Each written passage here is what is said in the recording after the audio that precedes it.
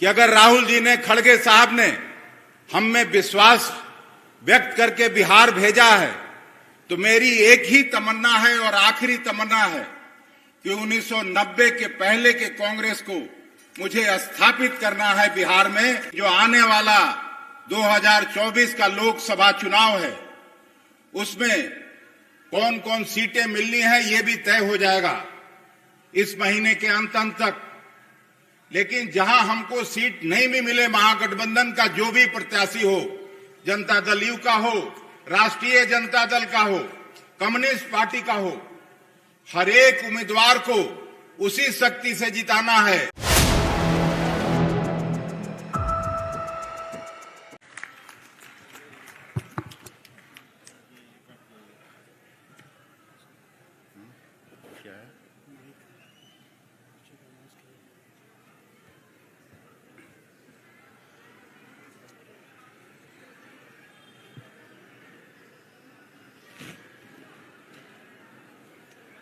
सदाकत आश्रम में आयोजित इस मिलन समारोह में उपस्थित हम सबों के नेता, बिहार प्रदेश कांग्रेस के पूर्व अध्यक्ष, अखिल भारतीय कांग्रेस कमेटी के पूर्व महामंत्री, बिहार सरकार और भारत सरकार में मंत्री रहे डॉक्टर शकील अहमद साहब, मंच पर बैठे बिहार सरकार के पूर्व मंत्री, अनुशासन समिति के अध्यक्ष आदरणीय कृपानाथ पाठक जी, संचालनकर्ता आशुतोष शर्मा जी, विश्वविद्यालय के दिनों के हमारे साथी, विधान परिषद के सम्मानित सदस्य डॉक्टर समीर कुमार सिंह जी, सम्मानित विधायिका प्रतिमा दास जी, इजहारुल हक साहब जो किशनगंज के सम्मानित विधायक हैं, पूर्व विधायिका श्रीमती भावना झा जी, बिहार सरकार की पूर्व मंत्री और स्वर्गीय एलपी शाही जी की पुत्रवधू श्रीमती बीना शाही जी, नीचे बैठे भाई राजन यादव जी, पूर्व विधायक बंटी चौधरी जी, आईपी गुप्ता जी,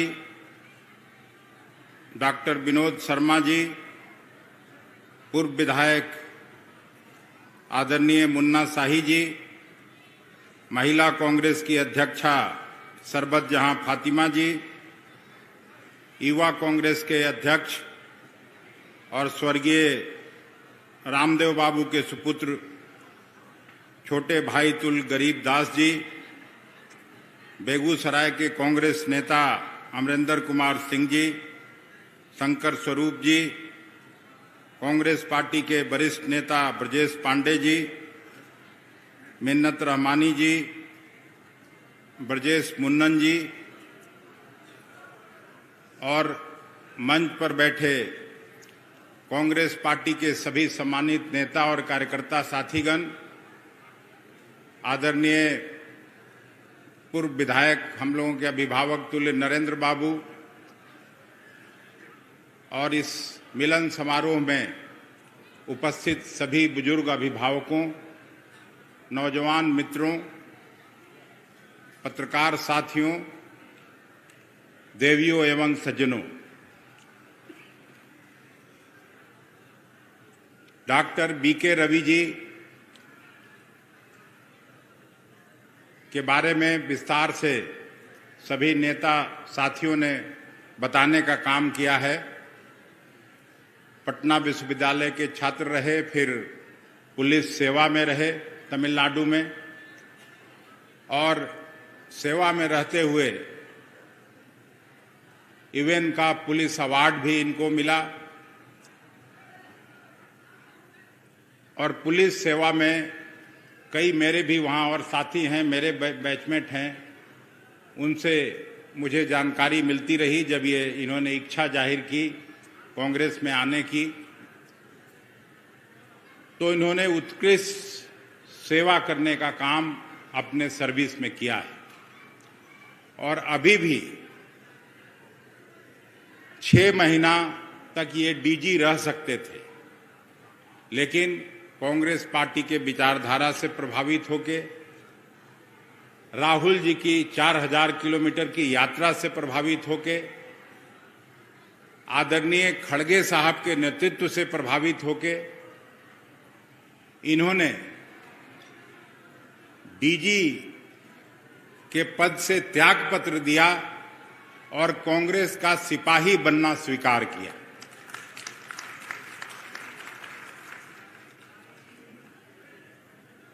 कांग्रेस का मायने क्या? कांग्रेस पार्टी क्या करती है जो और पार्टी नहीं करती है? कांग्रेस पार्टी का इतिहास क्या है? जब ब्रिटिश हुकूमत से त्राण दिलाने के लिए ये पार्टी बनी थी और डॉक्टर भीमराव अंबेडकर साहब के नेतृत्व में हमारा संविधान लिखा गया था, उस संविधान का क्या मतलब कि भारत एक सेकुलर राज्य होगा, भारत सभी धर्मों का सम्मान और बराबरी के दृष्टि से सभी धर्म के लोगों को देखेगा। ये न केवल हमारे संविधान का मूल मंत्र है, बल्कि कांग्रेस का भी जीने का रास्ता, कांग्रेस को भी चलने का रास्ता, कांग्रेस को चलाने का रास्ता भी इसके मूल में यही है। और जब देश की स्वतंत्रता की लड़ाई लड़ी जा रही थी और आजादी के बाद नेहरू जी के नेतृत्व में जो सरकार बनी, उसमें गांधी जी ने जो मूल मंत्र नेहरू जी को देने का काम किया था कि समाज में अंतिम सीढ़ी पर बैठे हुए व्यक्ति को ध्यान में रख के इस देश में और इस सरकार का कानून बनना चाहिए और नीचे बैठे हुए व्यक्तियों का जीवन स्तर उठाने का काम होना चाहिए। यही कांग्रेस के सरकारों का मूल उद्देश्य होना चाहिए। लेकिन आजादी के ठीक बाद जैसे ही संविधान लागू हुआ, मोदी जी की आज की पार्टी भी बनी 1950 में। उसके पहले आरएसएस काम करता था। मैं ये नहीं कह रहा हूं कि वैसे विचार के लोग नहीं थे इस देश में, लेकिन ये पार्टी आजादी के बाद 1950 में बनी, जिस समय हमारा संविधान लागू हुआ। एक तरफ सभी कांग्रेस कर्मी बाबा साहब के संविधान को लागू करने में लगे रहे, दूसरी तरफ इनकी जो मोदी जी की पार्टी बनी, वो इस देश में नागपुरिया कानून लाने का कोशिश करता रहा और समाज में कटुता, वैमनस्यता, धर्म के नाम पर, जाति के नाम पर, जो आज चरम पर है, वो काम करती रही। और आज स्थिति क्या है, जिसका जिक्र शकील साहब ने अपने भाषण में किया कि केवल हिंदू धर्म के लोग और हिंदू धर्म के नेता अकेले स्वाधीनता का लड़ाई नहीं लड़े थे, उसमें इस्लाम धर्म के मानने वाले लोग भी थे, ईसाई धर्म के मानने वाले लोग भी थे, सिख धर्म के मानने वाले लोग भी थे, बौद्ध और जैन समुदाय के लोग भी थे। सभी धर्म के लोगों ने मिलकर स्वतंत्रता आंदोलन की लड़ाई लड़ी। लेकिन आज एक ऐसा वर्ग, एक ऐसा तबका भारतीय जनता पार्टी के नेतृत्व में है जो देश के संविधान को, देश के गंगा जमुनी संस्कृति को लगातार तार करने की कोशिश में लगा रहता है। अभी इस महीने के बाद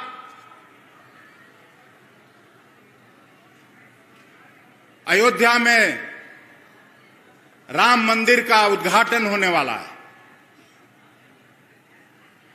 राम मंदिर का उद्घाटन हो, इसमें देश में किसी को परेशानी नहीं है, लेकिन कांग्रेस पार्टी को और हम लोगों को अगर मंदिर के नाम पर या मस्जिद के नाम पर किसी धर्म संप्रदाय को चिढ़ाने की कोशिश होती है, तो ये कांग्रेस कर्मी कभी इसको एक्सेप्ट नहीं करने वाले हैं। आप मंदिर में पूजा करिए, हम भी करते हैं। सनातन धर्म में विश्वास आप भी करते हैं, हम भी करते हैं। लेकिन जो इस देश के लोग इस्लाम में विश्वास करते हैं, वो मस्जिद में जाके नमाज पढ़ते हैं, तो उनका भी हम उतना ही आदर करते हैं जितना मंदिर में काम करने वाले पुजारियों का करते हैं। चर्च में जो घंटा बजता है, वहां काम करने वाले, वहां पूजा और इबादत करने वालों का, उनका भी हम आदर उतना ही करते हैं जितना मंदिर में पूजा करने वालों की है। गुरुद्वारे में भी जो लोग जाते हैं, उनका भी इस देश में उतना ही अधिकार है जितना हमको और आपको है। तो यही फर्क कांग्रेस और दूसरे पार्टियों में है। और जिस तरह का शासन, और मैं तो साफ तौर पर कहना चाहता हूं कि आज जो देश का नौजवान बेरोजगार है, आज देश में जिस कदर महंगाई बढ़ी है, तो सबसे बड़ी समस्या किसी भी चुने हुए सरकार का वो होना चाहिए, न कि मंदिर मस्जिद के झगड़े को बढ़ाने का काम होना चाहिए।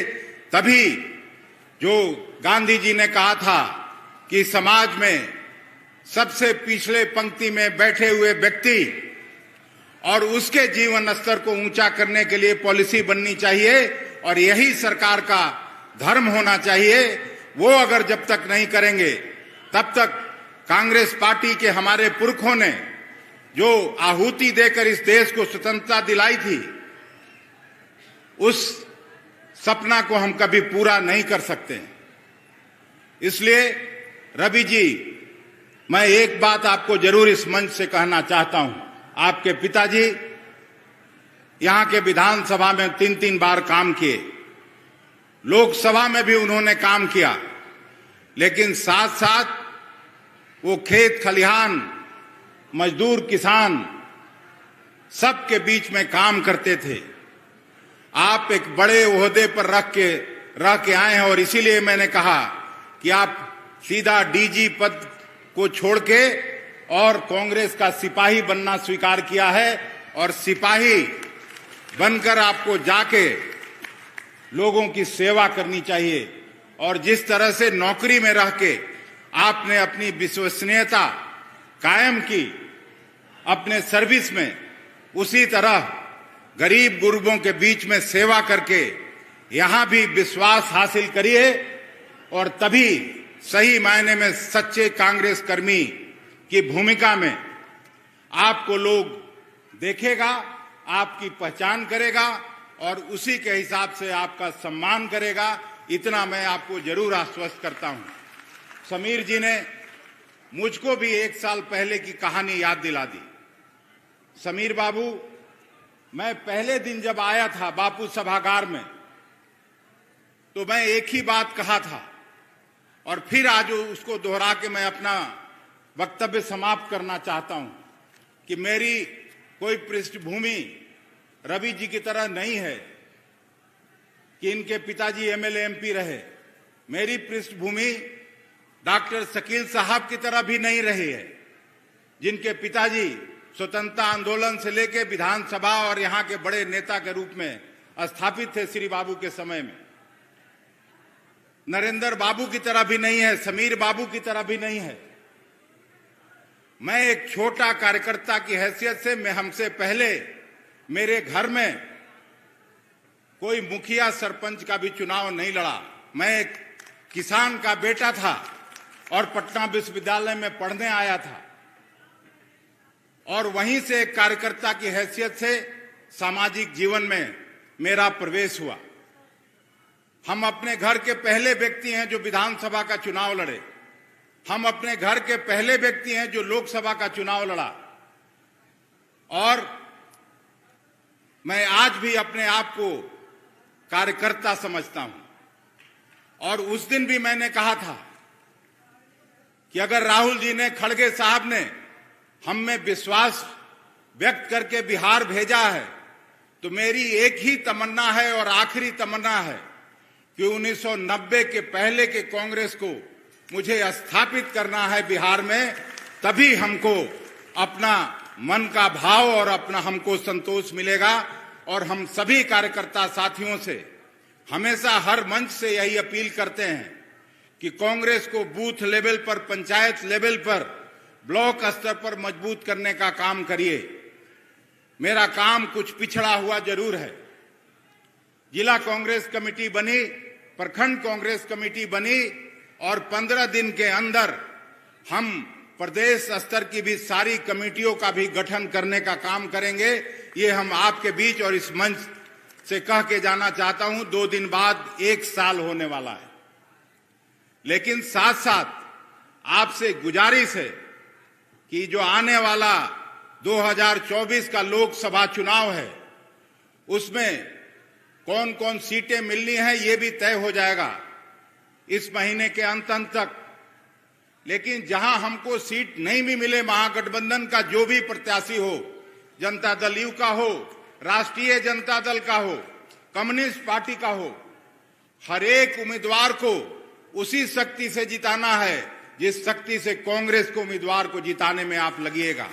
हम लोगों का, सभी कांग्रेस कर्मियों का केवल और केवल एक ही लक्ष्य है जो राहुल जी का लक्ष्य है कि इस देश से संप्रदायवाद को समाप्त करने के लिए, इस देश से अराजकता को समाप्त करने के लिए, इस देश से गैर बराबरी को समाप्त करने के लिए हम लोगों को भारतीय जनता पार्टी को एक भी सीट बिहार में नहीं आने देना है। यही सच्चे कांग्रेसी होने का अर्थ है। और यही कह के मैं पुनः इस मिलन समारोह में बीके रवि जी का बिहार प्रदेश कांग्रेस कमेटी में न केवल शामिल करता हूं बल्कि आपका अभिनंदन करता हूं और आपसे उम्मीद करता हूं कि आप सही अर्थ में एक कांग्रेस कर्मी की भूमिका में, कांग्रेस के सिपाही की भूमिका में आप काम करेंगे और अपने को तो स्थापित करेंगे ही, साथ साथ आप अपने व्यक्तित्व और कृतित्व से कांग्रेस को भी मजबूती प्रदान करेंगे, ऐसा मैं आपसे उम्मीद करता हूं। इन्हीं चंद बातों के साथ मैं इस आयोजन में जुड़े सभी साथियों को, बिहार कांग्रेस के सभी प्रकोष्ठ के लोगों को हृदय से बधाई और धन्यवाद देता हूं कि आपने इस मिलन समारोह को सफल बनाने में अपनी महत्वपूर्ण भूमिका का निर्वहन किया। बहुत बहुत धन्यवाद।